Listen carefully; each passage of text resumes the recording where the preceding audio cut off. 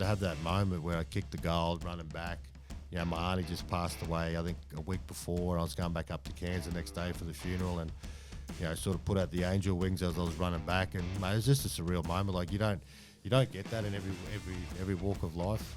Welcome to the M26Fit Podcast, where we explore the connection between having a strong mind and a strong body. Okay, today's special guest is Justin Hodges, former NRL player and professional boxer, happily married, devoted family man and proud father of two kids. Welcome to the podcast, mate. Thank you, mate. How are you? Very well. Now, you've had a pretty illustrious footy career, played 251 NRL games, you've won 2 premierships, 24 State of Origin games, 13 games for Australia, 2007 Dally M medal, retired in 2015 and took up a professional boxing career in 2019, mate. That's not too bad from a kid born and bred up in North Queensland. Yeah, look, it's when you mention those stats, it's sort of a bit surreal to know that I come from a little place called Cairns, with a massive dream and ambitions to come down and try and make it. To hear those comments now, mate, it's quite pleasant. As you sort of sit back and retire, you sort of realise the stuff that you've done and the lives that you've changed along the way as well. Yeah. So what do you remember about growing up in Queensland? Oh, look, everything. I think that was probably one of the best things in my life growing up in Cairns. We still go back to Cairns quite a bit. It's always home for me, and being the youngest of 2 older brothers, I used to get bashed around a lot. Pushed into fences and pushed on the roads and, picked on by my older brothers when we were playing cricket. So, look, it taught me a lot of good things about myself and taught me how to be resilient as well. So, growing up in Cairns was probably one of the highlights. We didn't have much as a family. We weren't born in the money, but we had love. We had respect for each other, and mum and dad worked tirelessly hard to make sure that we had everything that we needed. And mate, it was the best part about being a youngster. You just had no care in the world, and I just enjoyed playing rugby league. Do you remember how old you were when you first had that dream where I want to be a professional footy player? Yeah, look, I probably would have been about 10 or 8, sitting at home watching the Origin matches. Dad, obviously our family was a massive rugby league family, and I always knew I had a talent. I always knew that I was a little bit different to every other kid. Everything that I did, I've always excelled at, so I had that ability to hopefully one day go on and make it. But, like every kid, we all have these dreams of playing rugby league, and sometimes they don't happen. But, yeah, like I said, mate, I knew I had a talent that I didn't want to waste, and, mum and dad brought me down to Brisbane. When you were young, did you have any mentors and coaches that had a significant impact on your life? Mate, my dad was probably the hardest one. He coached me most of my career as a youngster until I moved down here, and mate, he was vicious. We often talk about it now with my kids and my nephews and stuff, where if I missed one tackle, he used to pull me off the field, or if I dropped the ball, he'd pull me off the field, and mum and dad would be arguing on the sideline because I'll be sitting there crying, wanting to get back on the field. But yeah, he was known for a tough man back home. But yeah, he was for me. Yeah, he was probably like for me growing up. It was good. It gave me the strength that I needed to get to where I got to. Like I said, he was a tough man, mate, and probably owe him a lot. That the toughness that he installed in me. Did your older brothers, did they play footy as well? Yeah, they played football. My oldest brother, he stopped playing after he turned 18. Obviously, found the nightclubs and all that stuff a little bit more entertaining than playing football, like most of his mates did. And my second eldest brother, when we moved down here, he went out to play for Ipswich, but he had a bit of a back problem that sort of hampered his career, where if he kept playing, he could end up paralysed. So he had to make a decision on that. Where, like I said before, I think with my talent, I knew that I was a little bit different to everyone. So, but like I said, I think with Dad coaching me, because he coached me, he didn't really coach my brothers much. So he pushed me. So it made me a lot tougher than them, I think. Yeah, and you moved down to Brisbane in '98, and then you had your first grade debut in 2000 before a brief stint down in Sydney with the Roosters. Can you tell us about that experience down south and share a favourite memory from your time up here at the Broncos? Yeah, look, I think, for me, I came down at the end of '98. I went to school here, which was different, a lot different to back home in Cairns schools. But Look, I've obviously made a decision to go down to the Roosters at the end of the 2001 season. I've always played fullback. My whole career was fullback, but unfortunately there was a guy called Darren Lockyer who was the fullback at the time, so he wasn't going anywhere. And I remember having a chat with the Roosters, and then Graham Murray was the coach at the time, and he sort of said that if I came down, he'd give me an opportunity to play fullback. So that really lit my eyes up, so to speak. And then as I signed with the Roosters, 2 weeks later he got fired, and then Ricky Stewart became the coach, and then that's when I first started playing centres. But look, we had a tremendous team. We made 3 grand finals. We're still close mates now. We have a WhatsApp group still today. We had a 20-year reunion back a couple of years ago. So, mate, like the highlights for me was just playing with Brad Fittler, Luke Ricketson, and all these champion players. But the Roosters system was probably one of the best. In terms of a group of men coming together for a purpose. It was an experience of a lifetime. Obviously, a little bit different moving from Cairns to Brisbane, and from Brisbane to Sydney. I was like, holy hell! And mate, Sydney was scary for me. I didn't really enjoy that side, but I really enjoyed the team side. And then came back to Brisbane after that. Yeah, and you won a premiership when you went down there too. Yeah, look, the first year I was Bear 2002, went down there, and mate, we trained. I don't think I've ever trained so hard in my life. I think those 3 years that I was there, Sticky was just, he had us as one of the fittest clubs, in the competition. And, to go down there, I think I was only 19, 20 at the time, winning my first premiership. And I probably didn't appreciate it for what it was worth, you know what I mean? Like, you just thought, well, mate, I've come down here, we won a premiership, this is what's supposed to happen. But, I obviously, we had a really good season. The things that were sort of lining up, which you need to, come finals time. I remember in the game as well, we were playing the Warriors, and, we were losing that game until Richard Villasani took Freddie out, took him out and split him, and then that's when our forwards, just Adrian Morley and these guys just turned vicious and started to smash them and, turned the game for us. But I think that at that moment didn't happen. I don't think we probably would have won that year. I think the Warriors were a really good side that was playing some fantastic football, but that one moment just changed the whole game and changed the whole outcome. And I just thought, well, the premierships are easy, you just turn up and win them. But, I found out, obviously, they're very, very hard to win. Yeah, and then so after a couple of years down there at the Roosters, you're back at the Broncos where you played out the remainder of your career. What's some of your fondest memory from your playing days at the Broncos? Yeah, look, I actually signed for another 3 years to stay at the Roosters, but then I sort of made the decision that I wanted to come home. And, growing up as a youngster back home in Cairns, everything I wanted to do was play for the Broncos. And, my family was still here, so they didn't come with me to Sydney. So that was always challenging as well. But I came back here, me and Wayne, when I made the decision to go to the Roosters, he sort of told me to go and play Queensland Cup. And, we sort of left on bad terms, but we sort of mended it not long after. And, mate, without Wayne Bennett, I think a lot of people probably didn't want me to come back after the way that I left the club. But Wayne was instrumental of making sure that I came back. And, look, I just wanted to give everything that I can for him. He showed faith in me, showed confidence in me to bring me back, even though everyone didn't. But, look, I think, playing for the Broncos, playing here in front of 40,000 people every week was just unreal moments, and to think about the history of the club and the players that have come before me. And I just sort of wanted to finish my career. Like, I'm always one of those players where when I came into something, I want to leave it the way that it was, the way that I came into it. And I remember, when I started in 98, they won the premiership, Then my debut game was in 2000, they won the premiership. And so I thought, well, what a better way to leave my legacy is making sure that, whenever I retired, I wanted to leave them with the premiership as well. So, look, my fondest memories, mate, was just playing with some absolute legends of the game. Darren Lockyer, Shane Webke for me was an absolute champion. Superstar. Oh, mate, when I watched him, I never was the best trainer because I always relied on my ability.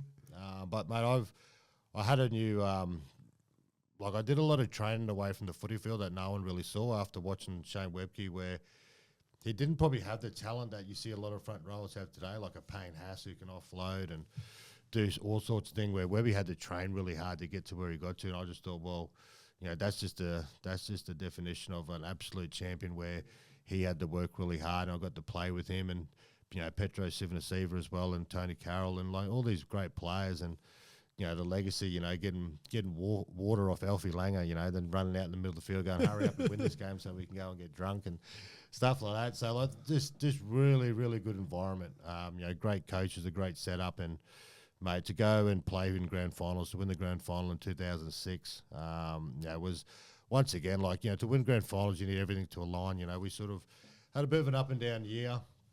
At the back end of Origin, we lost a few games, and a few of the boys got injured, and we started finding our straps about 3 or 4 weeks out from the finals, and we just believed in each other, and everything sort of came together, and we went on to beat Melbourne Storm in the grand final, where I don't think I've ever beaten Melbourne Storm apart from in the grand final. So, yeah, but it was just an unreal moment. And mate, leading up, probably 5-10 minutes before we were about to run out, I almost did my hammy as well. So in the warm up, my hamstring almost went. So yeah, it was just one of those weird nights, mate. But yeah, thankful that we got the win. So, what are the biggest changes that you've seen happen at the club in the last 25 years? Obviously the players are a little bit different these days. They are. Yeah, they are. Yeah, that's probably the biggest thing. They're a little bit different now. They painting their nails and all this type of stuff now. We're back in our day. What? They paint their toenails and their fingernails, and they get manicures and pedicures. I don't even know what they're called. They got all. You that are stuff. kidding me. Yeah, they get all that stuff done these days. Where, they're different. Player managers have a big say these days in the game. Obviously, the coaching's a lot different. It's probably not as hard as it used to be in terms of how you approach players. And I know myself being a coach at South Logan in the Queensland Cup was how you talk to players a little bit different these days to how we grew up. So obviously the game's gotten faster, which is which is a good thing. I think allows those little blokes in the game to really step up and allow them to bring out their brilliance as well. So. Look, the game's obviously changed a fair bit, obviously with concussion protocols and all that stuff, trying to protect players as well, I think, which is awesome. I've got young kids coming through that are playing the game, and you don't want them to get bashed around. And, what people don't realise is that, football lasts maybe 10, 15 years if you're lucky. We're the lucky ones who go over 10 years, but, you've got your whole life to live as well. So, those are probably the biggest changes I see in the game at the moment. You mentioned Wayne Bennett. Obviously, you were under his direction for most of your career. How would you explain his coaching style, and what sort of impact has he had on your life overall? Oh, look, Wayne's played a massive impact in my life. He got me to where I got to, purely on, he was a coach that he got to know his players. Like, I see a lot of coaches these days, and the really successful ones, like Craig Bellamy springs to mind, Trent Robinson and these guys, where they actually care for their players. Like Wayne was always in the locker room, getting to know us. He'd know straight away as soon as you walked through that door to come to training if you had an issue or things weren't going your way. He just had that ability to pick it up straight away, and he'll come and sit down next to you and talk to you. Asks about your family, asks about how we were going, and I think that's what makes him such a great coach, is that everyone wants to play for him. You don't want to let him down because he's never let you down. And I remember there's times where you probably weren't at your best. A lot of media pressure, a lot of outside noise that would come in, but Wayne would step up and all of a sudden throw a haymaker out there and change the whole subject, and all of a sudden you get a 2 or 3 weeks to get your form back in track. So he actually and that's what makes him different. If you look around the league, he's probably not like the smartest coach in terms of game plan and all that stuff, but he's just got this knack to bring the best out of you on game day. And mate, some days the speeches that he gives you or the motivation that he'll give you, he loves his quotes and stuff. And then some days you just feel like you can run through a brick wall for him, and that's what makes him special for me, mate. And like I said before, I think with him allowing us and giving me the confidence to be me. I'll probably, like I said before, he always give you a little bit of leniency, but make sure you sort of rope it back in. But then also you got to be playing good football as well. You can't expect to have a little bit of leniency without playing football and coming to training. So I think that's what made him so special, mate, is that he just built relationships, and you knew that he loved you, you knew that he respected you, and you just didn't want to let him down. Yeah, no, an absolute legend of the game. We touched on just before, just his ability as well that I've got the greatest respect for is the fact that he would rate attitude over ability. Yep. And just because you might be the best player in the team, he might not want you as part of the team because you don't have that right attitude to be playing as a team. And yeah, certainly an absolute legend of the game. Yeah, well, mate, if you look at the players that he's coached and the teams that he's gone to and he's had success, because, you know, I look at the Dragons when they won that premiership back in 2010, I think they won. You know, you go through their side, like, yeah, there's some really good players there, but there's no real big superstars that, you know, he goes to South Sydney, he's got Latrell, Cody Walker, he comes to Broncos, he's had so many great players, and even look what he's done at the Dolphins in a short time. Like, that's just attitude. Like, that's just what he loves. He loves players with attitude, mate. Like, because all the other stuff you can coach, but you can't coach attitude. Attitude is a commitment to turn up for your team, commitment to turn up to do your job. And yeah, to do that week in, week out, that's what he loves, mate. Like, everything else he said he can coach it. If it's non-coachable, then he'll just get rid of you. So it's quite easily with him, mate. So, and those are the traits you want to have as a rugby league player or anything, anyway, any work in life, is an attitude to work hard, an attitude to be successful. And, you know, if you're coming into a team environment, it's about what the team is. And it took me a while to understand that as well, where, you know, he sort of installed in me where, you know, sometimes I'll be getting up my teammates because, you know, I want them to do certain things, but he'll say, Hodges, like, there's players here that don't have the talent that some of you boys have. So you're going to have to understand that, and maybe sort of you trying to get them to where you guys are, you need to take a couple of steps back and maybe come back to their level and encourage them to do better. So he had a great understanding about all that mindset stuff. And, you know, to me, I didn't understand. I just thought, well, if we're doing this, why can't this bloke get up to where we are? But, you know, some players just don't have that ability, and he made that made sure that we were aware of that to make sure that we made them inclusive as well, and, you know, got the best out of them. Yeah, that's amazing how he's still going too. What is he? How old is he now? Oh, mate, what's he? Is he 80? I think he might be close to. He's close to 80, mate. Mate, even towards the end of my career, so 2015, he was still falling asleep in the meetings, falling asleep on the bus. I'd come in after warm-up and he'd be like sitting there later awake, and I'd go, he's like, how's warm-up? Better than yours.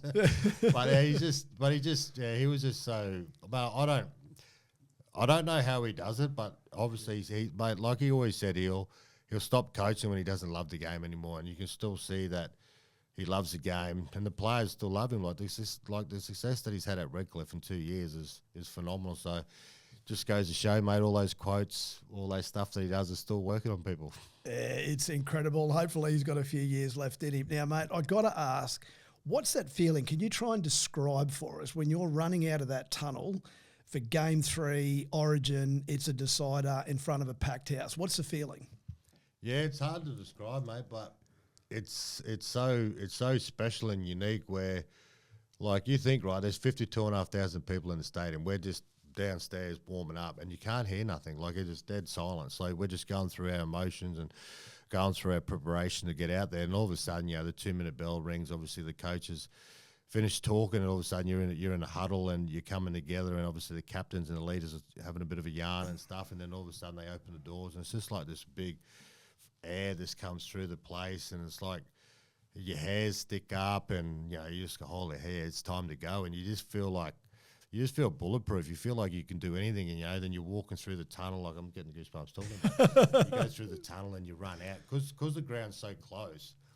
You just feel it straight away, you know. Then the energy, as soon as Queensland runs out, mate, the whole crowd just goes bananas, and, mate, your hair stands up, your eyes roll back, and you're just ready for war. And, you know, you look up when they're doing the, you know, Australian, you know, doing the national anthem, and you see your family and your friends. And, you know, my son at the time in 2015 was only one; he was only a baby. So to see him in there, realising that this is the last time I get to run out that way, and, mate, it was just unbelievable moment. Like, I wish I could do it time and time again. That's the only time I miss football is Origin time. You know, running out at Suncorp Stadium, because, you know, like, the Sydney stadiums are good, but it's just so far away. But, mate, there's no better feeling than running out to Suncorp Stadium at a packed house. Like, mate, you'd do that 100 times over again. But, you know, until you get hit the first time, you probably go, no, go back to the sidelines. But yeah, it's just, mate, it's just an unreal moment. Like, when those doors open, you know, the energy that you get, it's phenomenal. Speaking of 2015, if my memory serves me correct, you actually that was your last Origin game, and you got to score the final point in that win. Is that right? Yeah, I kicked the goal, I think, but I think JT didn't realise at the time as well, and I didn't realise as well, but I think he might have had 18 individual points. I think Lottie Dakiri was the holder at that in the moment. So if Jono actually kicks it, well, then he becomes the holder of the most points scored in an Origin match. But obviously, I didn't know that, but people told us after the game, and Jono was like, no, bro, go and kick it. It's your kick, it's your moment, and and that's what the Queensland team was all about. Yeah. It wasn't about who was the biggest star, who was on the most money. And for Jono to turn around and go, bro, this is your moment, you take it. And it just goes to show you the respect that we had for each other in those Origin camps and being part of that successful generational players that have come through, and and to have that moment where I kicked the goal running back. My auntie just passed away, I think a week before, and I was going back up to Cairns the next day for the funeral, and sort of put out the angel wings as I was running back, and mate, it was just a surreal moment. Like you don't get that in every walk of life every day.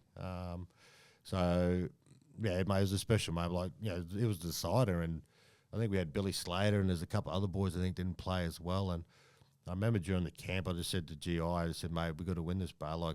He goes, bro, it's all good, I got you. I'll never forget it. And then, he's a once in a generation player as well. He could just turn up and change the game. So, mate, we had some wonderful players and then wonderful moments. And to win that game the way we did, 2015, my last ever Origin match, you can't ask for more. How good. How would you compare that to running out when you're playing a premiership game, for example? Is there any comparison? Yeah, it's probably just different emotions. I think, when you're playing for Queensland, you're playing for everybody. You're playing for everyone that wakes up and bleeds maroon. So it's different. You're playing for your state. You don't want to let your state down. Where you're playing for your club, where not everyone barracks for the Broncos, not everyone likes the Broncos, but to run out, and it's a different emotion because you sort of when you play for Queensland, you're getting picked on your ability and what you've done. And when you're playing for the Broncos, you're playing for a group of men that you've come together all year. You've done a tough preseason. You've done army camps. You've kicked cans. You've bled. You've had fights with teammates, arguments. You got to a point where that whole year has led up for that one moment. And you run out, and the fans are going crazy, and it's one of the fastest games, but also it just goes that fast where you don't actually have time to try and process things. And look, the reason why we play is to win grand finals, so it's a different mindset. But the crowd's a little bit different, obviously, because if you've got you play here in front of Queensland, you've got Queensland fans. That's it. There's might be a couple of New South Wales fans, but when you play, obviously, in the premiership ones, there's always half or 50-50, or might be a little bit more one-sided. But the premiership game's always different because you're playing for your mate. You're playing for each other because you've done the hard work. You've gone through 26 rounds plus finals to get to that one moment, and mate, it's all on. Yeah. Now, you've had plenty of injuries in your career: knees, Achilles, shoulder reconstruction. How do you mentally deal with those setbacks and spending those long stints on the sidelines? Yeah, look, they were quite tough, mate. I think, doing my shoulder one, I sort of carried all year when I had that. Obviously, I'd done my knee at Suncorp in 2003, where we first had the Origin match back there when there was had sand all through the field. Look, the two toughest ones have to be my Achilles. I've ruptured both of them. 2010, I think, was my first Achilles. So we finished our tour over for Australia in 2009. I've came back, and I wasn't even supposed to train for another week or two, but I just thought I'd go down and have a bit of a run just to see where my fitness is at after having 6 weeks out. I remember doing my first Achilles, and I didn't even know what it was. I remember just doing the 1.2 test and turned and pushed off the line, and I felt like someone's tripped me or kicked me, and I was turned around, there's no one inside. And I didn't really realise until the physio sort of came back and had a look at it. He's like, I said, mate, what is it? How long? And he's like, you might be, it's just 6 months injury maybe. I went, what do you mean? So, because there weren't really a lot of them at the time. I remember Chris Walker did his ages ago. There wasn't a lot of research on him and how to get back, but that first Achilles was one of the toughest I've ever had to endure. Sleeping with the sock on, that sort of bent my leg back every night. It was just tough having sleepless nights, and not much blood flow gets down there, so you don't know how to treat it, what to do. And I remember the first year I had a lot of setbacks, had a lot of blood vessels on there, so I had to keep getting injections to burn the blood vessels off because it wouldn't heal. And mate, it was just and that sort of led through the whole 2010, where I thought I could come back towards the end of the season, but we sort of made a decision about, probably 6-8 weeks out, because we went. I think that's the first time the Broncos never actually played finals football before as well. So we made a decision, mate, just to ease back and focus on coming back in 2011, and we did all that stuff, mate. I remember getting on the scooter. I had to scoot with the physio, holding him, and because you got to learn to run, you got to learn to walk, you got to learn to push off your toes, and all this stuff that's in your mind, thinking, "Oh my hell, like I don't want to redo it again." And so a lot of that stuff is hard, mate, and. Yeah, the worst things about injuries is that you're always isolated. Like, you're always by yourself unless someone else is injured. You're watching on a bike, or you're watching doing your rehab, and everyone's out there having fun, training, playing games, and you're sort of sitting there by yourself.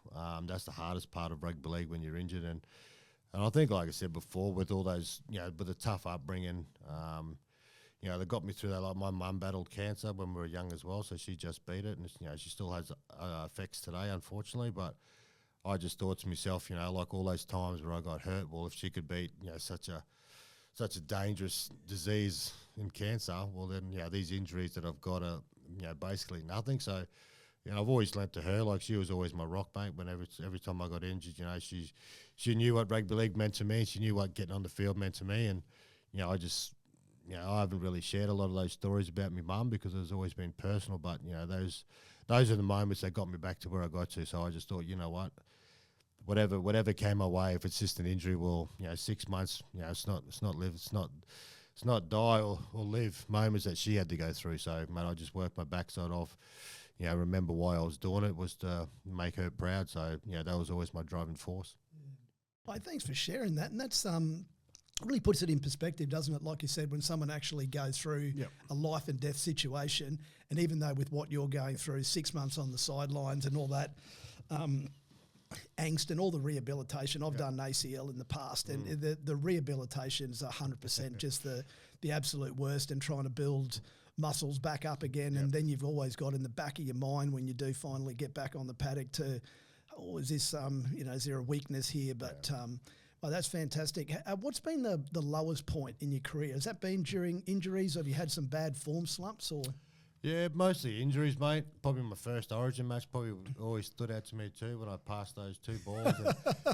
And, I always cop a bit of slack around Origin time for that. But like, those are the moments where, for me, it was so disheartening. Like, I remember I was at the Roosters at the time, and I stayed up here for 2 weeks. So I didn't want to look at rugby league. Didn't want to play the game. Didn't want to go near the game because, my whole life was about getting to that moment of playing for Queensland, and I knew that I had the ability to handle that arena, but things didn't pan out that night. I threw 2 balls that mate, if I had my time again, I'd probably do it all again because I just trusted my ability. That's the way I've always been. And things I remember getting pulled off the field with about 20-something minutes to go, and the camera's in your face, and I'm just trying to get out of my face, but.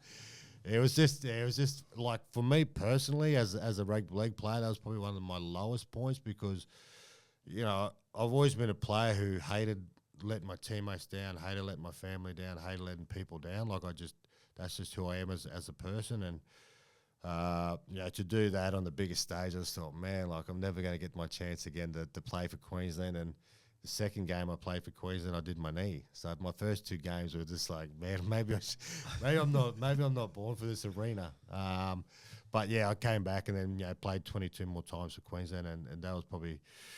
And I think when you talk about dark places, through rugby league, like, those are the moments that, for me, when I look back now and when I'm retired, is that I could have went 2 ways. I could have went down that dark road and never came out of it, where a lot of people do, unfortunately. But I was. Like I said, with the backing of my family and my mum in sight, knowing that, if I took that easy road, she could have took the easy road too and just gave up the fight that she had. So I just couldn't do it to her.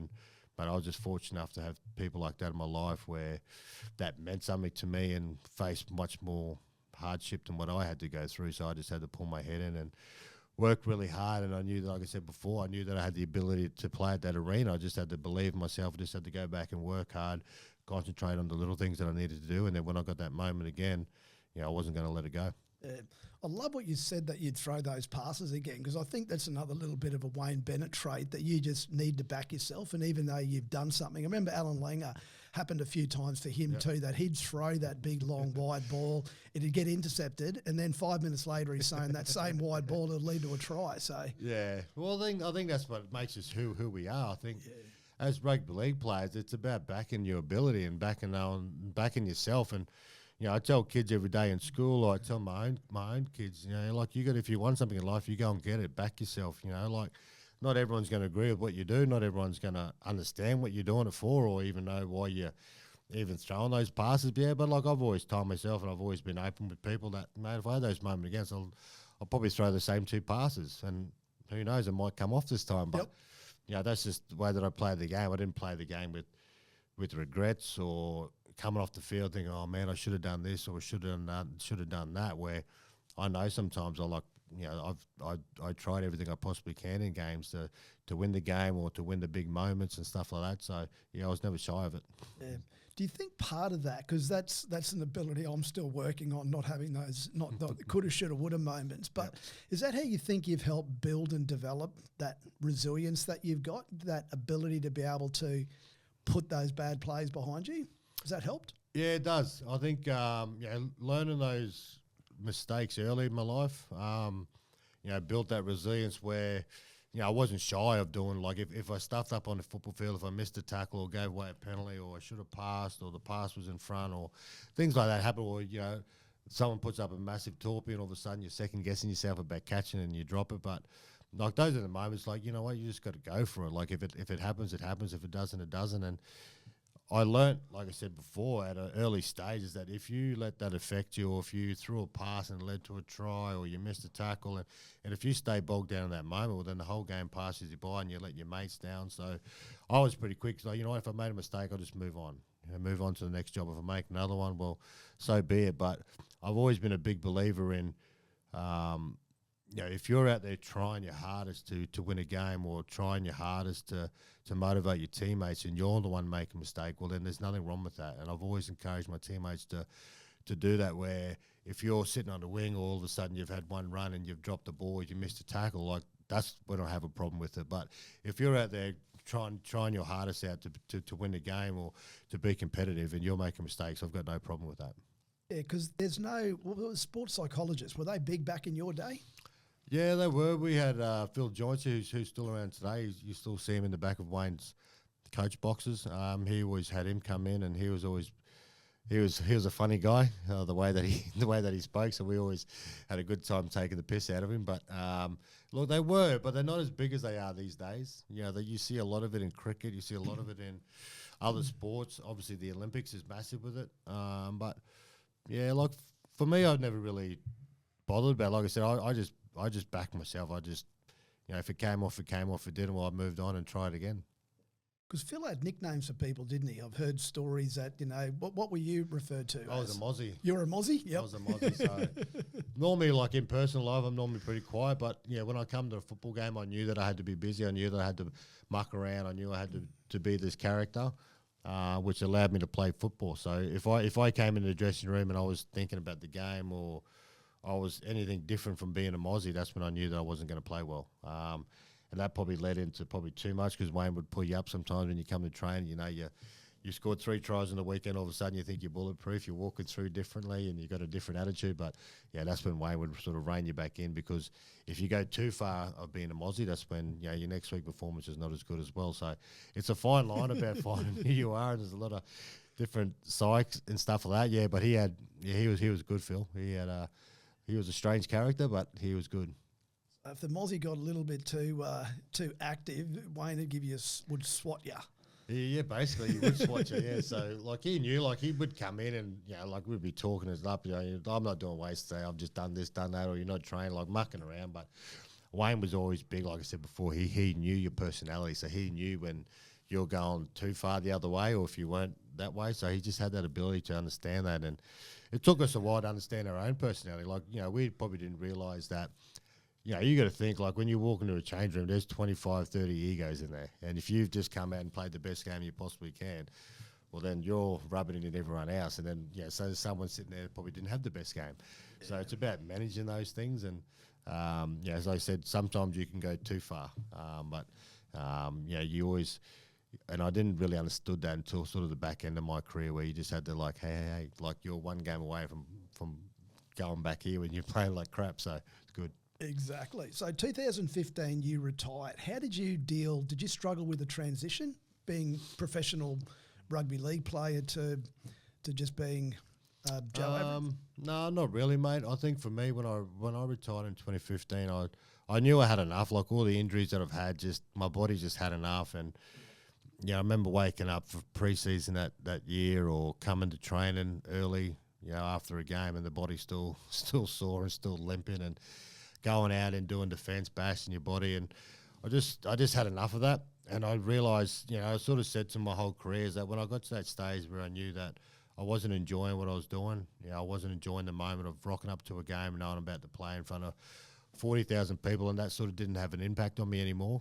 I sort of got to that stage where that was happening. Training wasn't probably enjoyable like it used to be. Then I remember sitting down with Wayne sort of halfway through the year, and he was sort of asking me questions because, he knew who I was.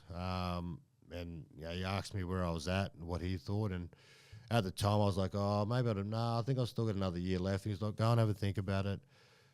Talk to your wife, talk to your family, and come back and we'll have a conversation a bit later on. But he goes, this is what I'm seeing from you. And have a think about what you're thinking. And then, I sort of probably didn't really thought that I was done. You know what I mean? As a footy player, you wish you could play forever, but then then the more I started to wake up, the more I started coming to train, the more that I was rocking up to games. I didn't have that excitement anymore. I knew that my time was up. But for me, I was fortunate enough when I retired the Broncos. We had an Indigenous school program that I would just walk straight into, and that's always been my passion is to try and help young people. Become better, make better choices. If you work really hard, anything is possible. So I was lucky that I got straight into that space, and I'm still working in that space now, and trying to have a massive impact. Right, change gears slightly. So 4 years later, you decided to become a professional boxer, mate. Why? Yeah, look, that's always a silly one, wasn't it?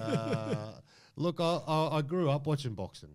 Back home in Cairns, Dad would have a punching bag up at home back in the old place, and we'd punch it and muck around, and you're always in the fights with your brothers as well, so that always helps. But I just always watched it.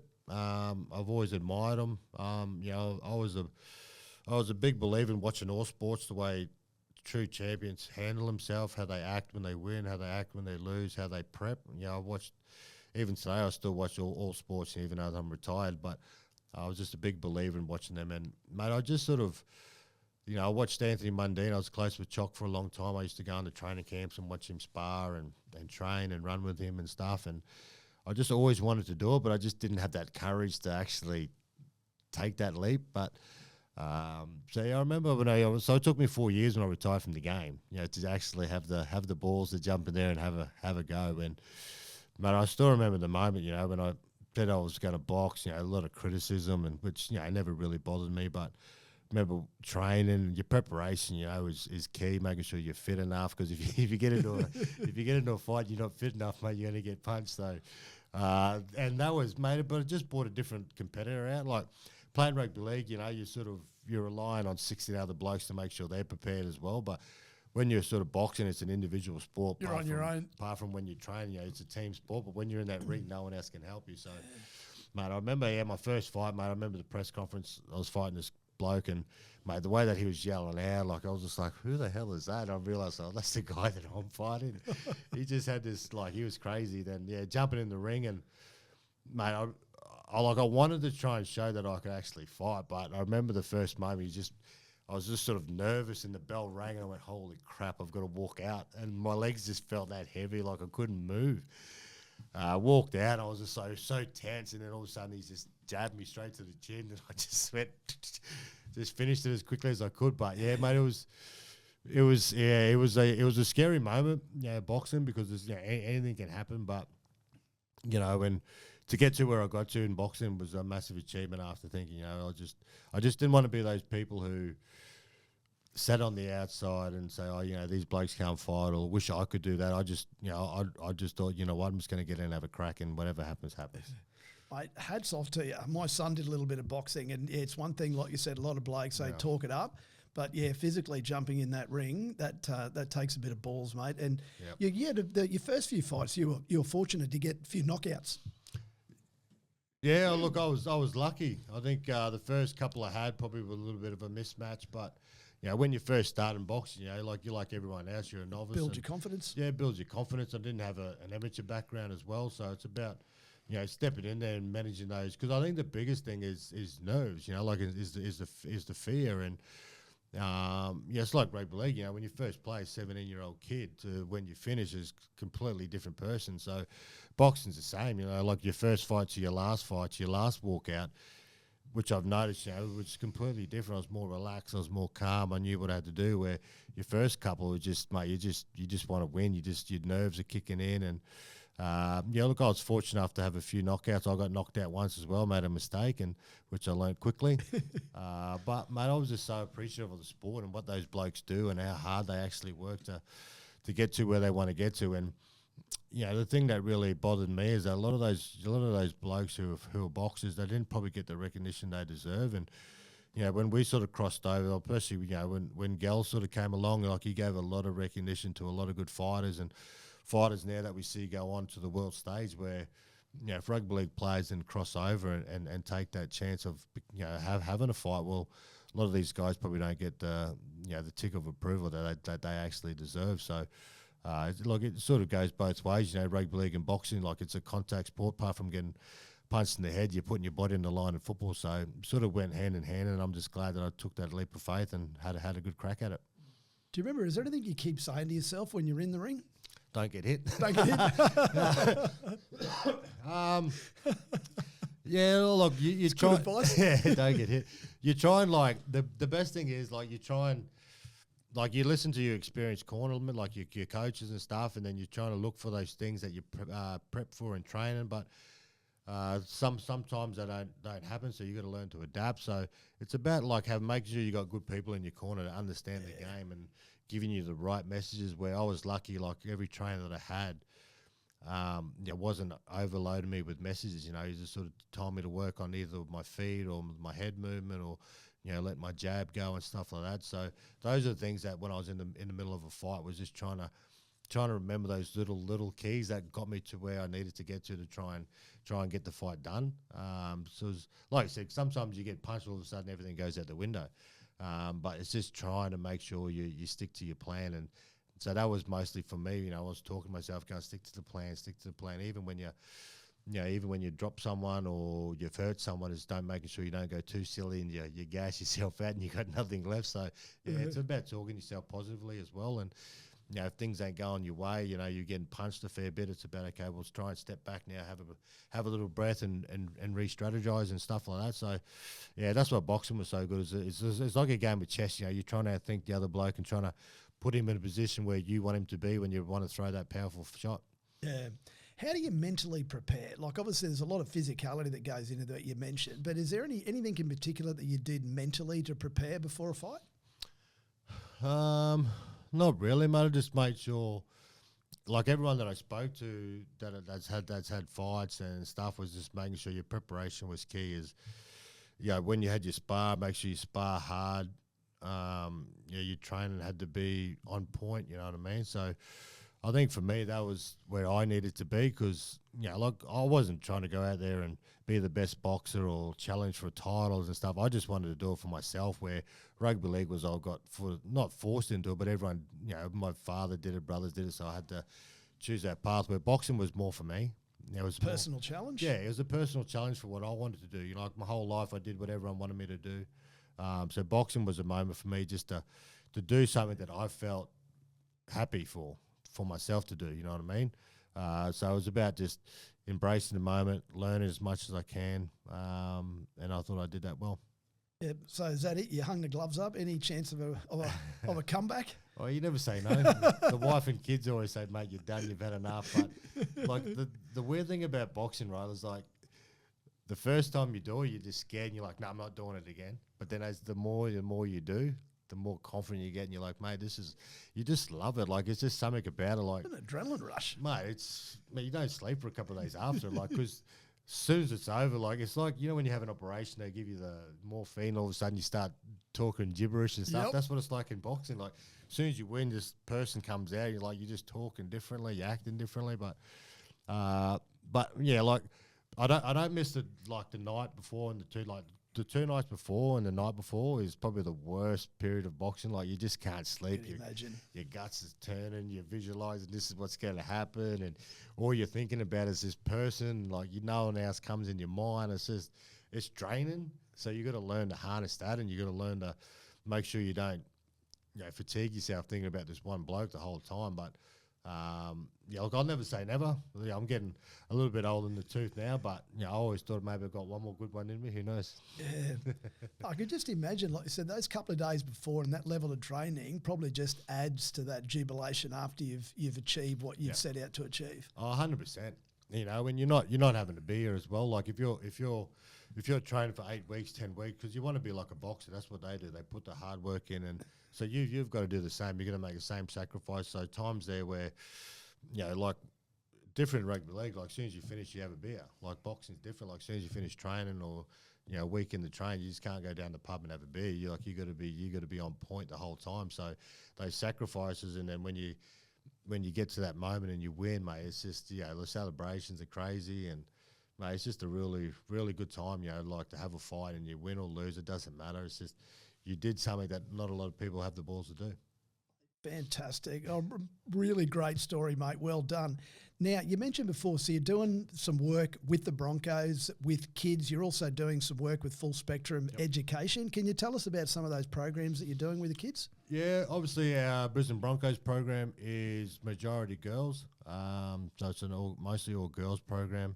We have a few schools where we have boys and girls. So basically the program's about we have a student support officer in the school that helps them with their homework, or that constant person they can go and talk to if they got a problem. If it's inside of school, outside of school, there's always help there for them. We come along and do workshops every term, so every term's different workshop. The whole program's based around 90% attendance, good behaviour, and positive participation. And if they do that, at the end of each term, they get rewarded with merch. So whether it's a backpack with Indigenous design, second term was a hoodie, so they get their own individual hoodie that no one else gets. They get sneakers the next term, but they get looked after quite well. But so we started that program. I think we had about 5 schools when I retired. Now there's 51, 52 schools, so just under 3,500 kids in the program that we look after all the way from Lismore all the way up to Gympie, out to Charleville, Colomulla, Roma and back, and also the Brisbane area. Impressive. So it's been great helping those young kids. We've had kids in the program that's been the first to actually graduate in their family. So to see that moment has been one of the highlights, and seeing young kids, from from grade 7 to where they finish in grade 12, they used to sit in the corner, didn't want to borrow, but then you see them gradually getting out of the shell, and that's what it's about. It's about building that toughness in them and to go out to be future leaders for their own community or for their own family as well. So that's always been pleasing. And obviously my new adventure with Benny at Full Spectrum Education is sort of similar to what we do at the Broncos, but at least we can target all kids. I think the one thing that really hurts me is when I walk into a Broncos school, there's a lot of kids that want to be a part of it, but if you're not Indigenous, unfortunately you can't be a part of it, and even some of the Indigenous boys still can't be a part of it. So I just thought there was a massive need and a massive gap to try and help kids. At the end of the day, if we're not out there helping them, who's going to help them? And I wanted to be an NRL coach like every other ex-player, but I just thought, there's a lot of them. There's not a lot of us helping kids, to be successful, or teaching them how to be successful.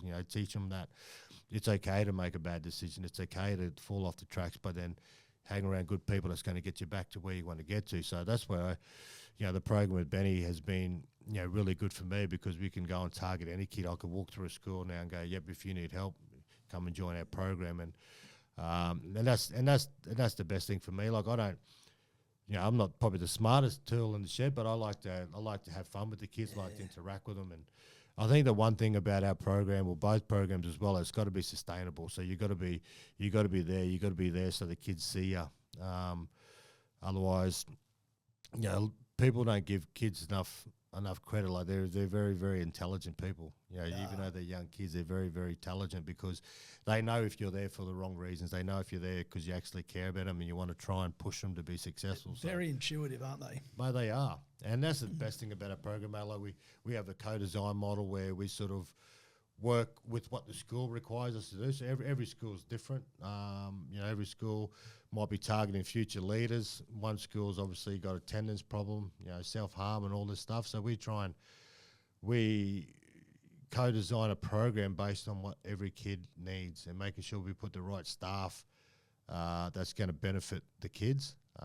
So, you know, and obviously Benny's the founder of the program and, you know, does a remarkable job. You can see his passion comes through when he talks about kids. And he's a character, big Benny. But, mate, it's just good that there's good people out there trying to help students. And, you know, there's probably, you know, the teachers do a great job and we know how hard it is on them and they're stretched at the moment. So that's where we feel like we can come in and try and make a bit more of an impact and make a difference as well. And, you know, we've got some wonderful people that come in and help us as well. So, you know, full credit to them as well. That's absolutely awesome, mate. Wish you and Benny all the best, and I'm sure it'll be a absolutely cracking success. Are you doing a bit of television at the moment as well? Yeah, so I do a bit of Fox Sports. When I retired, I did a bit of Fox Sports commentary and game analysis and stuff like that. So I've just got back into it where just doing the NRL 360 show, do a bit of Matty John show here and there as well. So, like, I enjoy those shows because they're a bit of fun. They are. Yeah, a bit of a crack up where I didn't really enjoy the commentating part because I didn't really,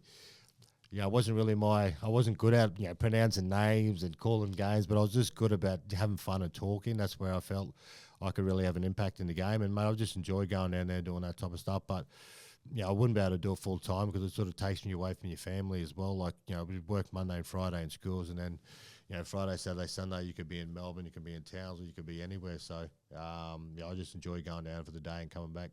Hey, fantastic, mate. It's a great show. Now, legacy. What do you want to be remembered for?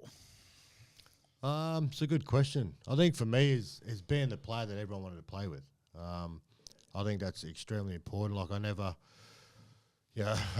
tried to chase individual awards. That stuff didn't mean nothing to me. It was about making sure that, you know, I was the best teammate. I was a player that you know, if you needed to talk to, or if you needed to cuddle, or you needed someone to have a beer with, whatever it was, you know, I made sure that I was adaptable in that situation, especially as I became a leader at the club. And so the one thing that always, you know, drove me is that I never ever want to let my teammates down on the rugby league field. So if I could be remembered for that, mate, that'll be most pleasing for me. Mate, that is a great legacy. Now, wait, we're at the tail end. Quick fire questions. You ready?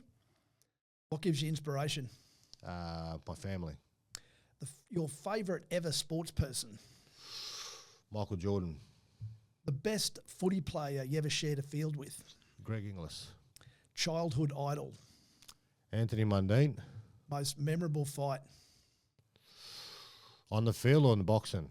Boxing. Mine? Yep. Probably the Paul Gallen ones. I got to punch him up a fair bit. Your funniest on-field memory? Probably Mitchell Pearce was giving us a bit of slack, and then I think JT turned around and said, "Mate, go outside, have a photo with the statue of Wally Lewis because that's the closest you ever get the hole in the shield." I thought that was a pretty smart comeback for Jono. What about the smartest person that you've ever met?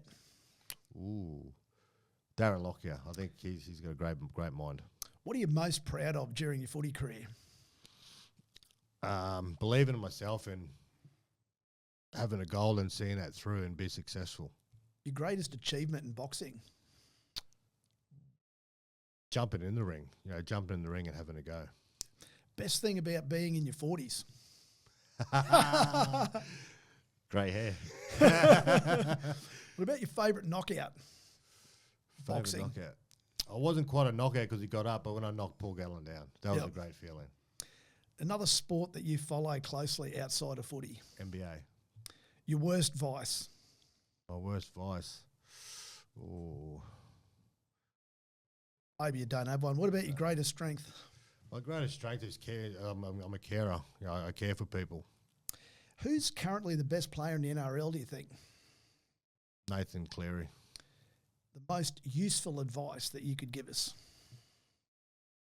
have a go. Like, you know, for me, it's about if you get an opportunity, take it with both hands. You know, pour everything in that you possibly can and have no regrets.